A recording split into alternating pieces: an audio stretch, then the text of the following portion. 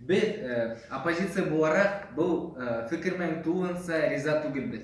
Хәзерге мәгърифәт системаһы тулынса кешенең үсешүе өчен эшләй.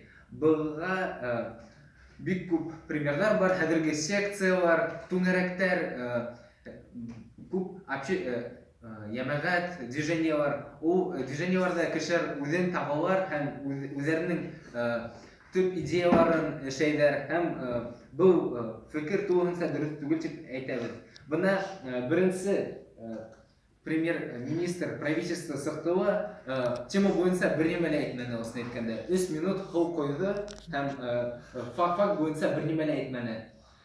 Шуннан безнең беренче безнең лидер әйтүчендә лидерлык хәзер үстерү өстендә эшләйләр хәзер.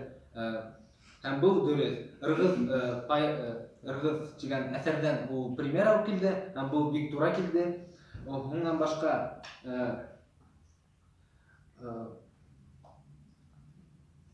хәзерге нимә әйтеп була? Хәзерге заманда бары тик информацион яктан иреклек.